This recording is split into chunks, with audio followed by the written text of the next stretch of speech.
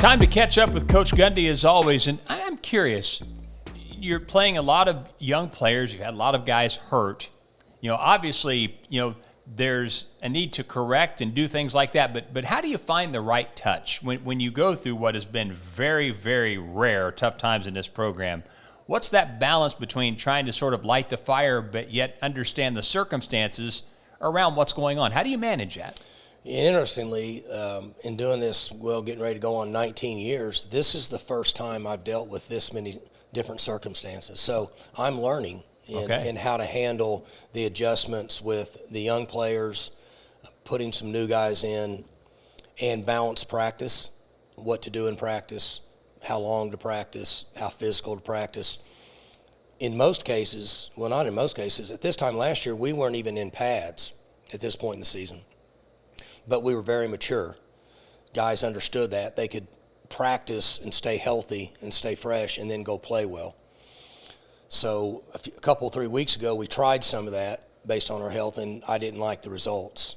So we've gone back to what would be traditional practices for us, and then trying to be careful where we don't get guys beat up more than what we are, but then also practice enough to be physical on game day. So there's a learning curve for me as a head coach, even this week. Yeah, it's.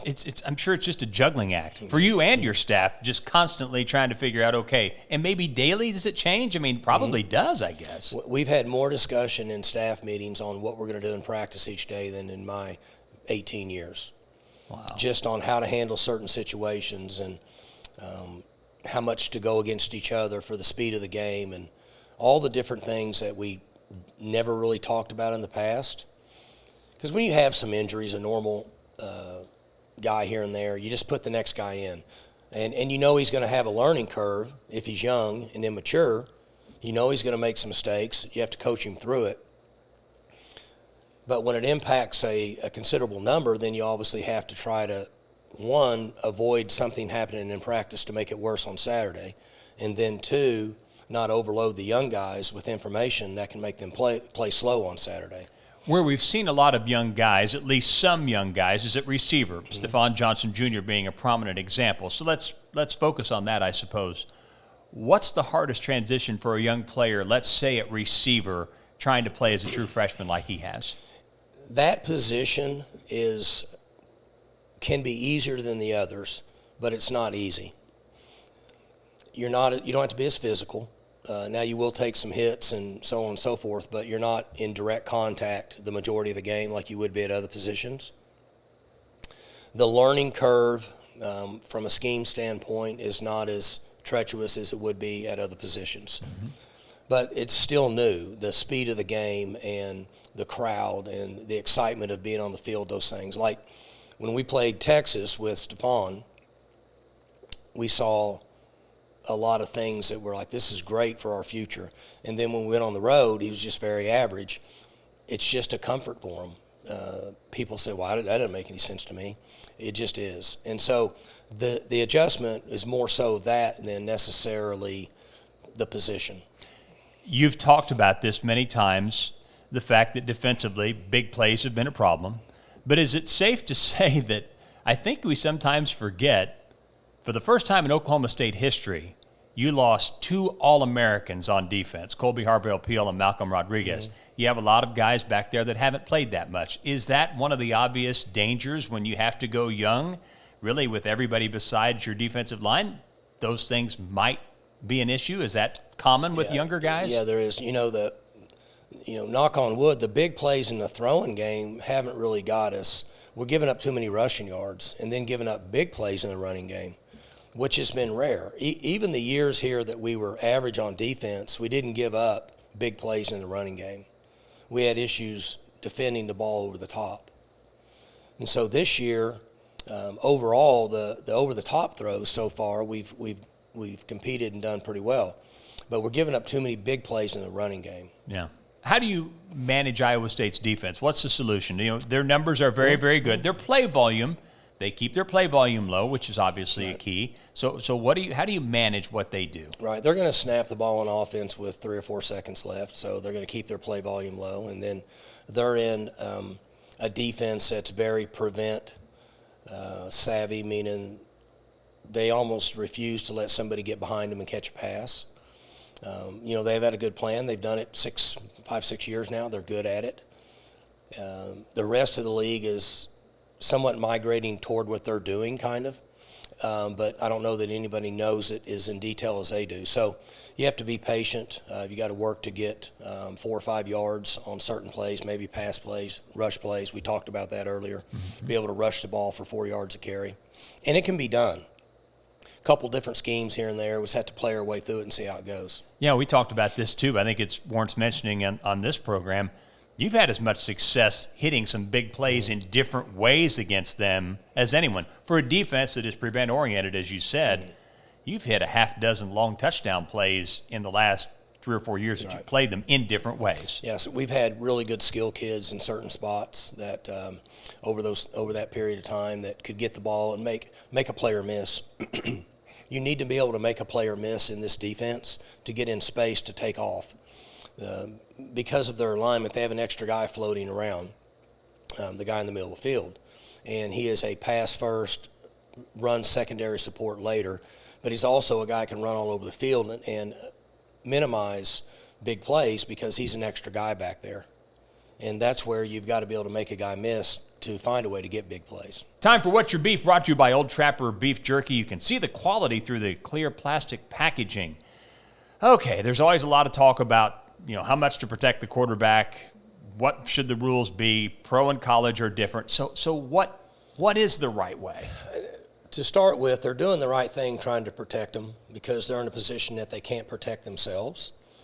I'm just concerned now that it's gone too far, and I wouldn't know what to tell a defensive player based on where to hit them because you can't hit them up here and you can't hit them down here.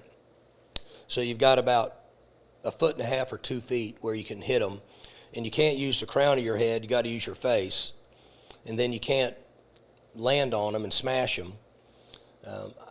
I don't know how the officials call it, to be honest with you.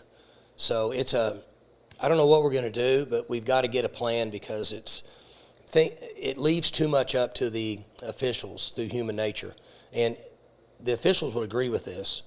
They don't want to be involved with human nature and calls like that. They want it to be one way or the other. So at some point, we're going to have to come up with a plan to try to make it better. And I know in the NFL, the little bit I see, it's gotten ridiculous, where guys essentially just have to kind of grab the quarterback and hold them.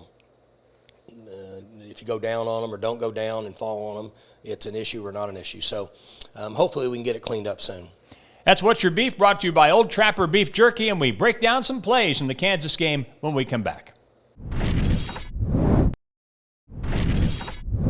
Time to break down some plays from last week's game against Kansas. We start on defense in a tough spot here, but you come up with a good play. Yeah, Brock Martin and Colin Clay here being very forceful. Mason Cobb coming in, the linebackers. 3rd and goal. It's a big play. We're in good shape here, right? We get a stop. I think they had 1st and goal on like the 2. On the 1, actually. Yeah, they were down there. And so we get this. What this did is this proved to me our guys are still playing hard. And that's very, very important. We look at it from the end zone sideline view here. You can see the penetration by Brock, and he's so good at that. That's his wrestling, where he penetrates and he can double leg and grab guys and get them down. I mean, he's the best at that. But good penetration by the other guys there. Forced him to kick a field goal. Yeah. It's a big play in the game. Big Sione right there. Yep. He's good. There's Sione. There's Colin Clay. There's Cobb. Here comes Benson sealing the B gap. So it worked out good for us. Certainly did. And so did display. Yeah, so we've got the freshman here. Nice throw by Rangel, and puts it up there, gives him a chance, and 6 goes up, makes a play there. How do you feel Rangel played?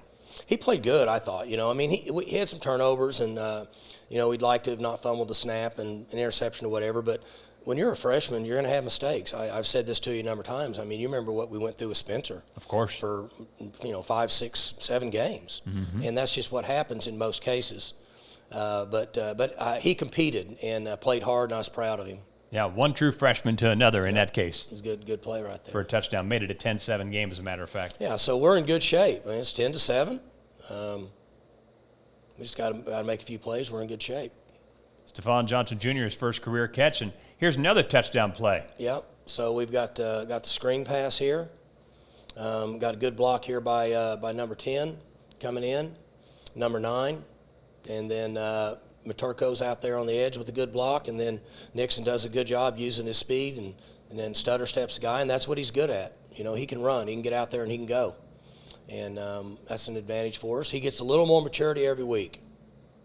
Well, and he seems to be good. You know, he's had a wheel route for a big play. He's had this for a big play. There's a little niche there, isn't there? Oh, yeah. Well, he's got that speed, and watch his stutter step right here, right there, and made a good play. Here's a look at Langston Anderson making one of his 3 catches. Yes. And, you know, it's another ball here, you know, one of our 50-50 balls that we put up.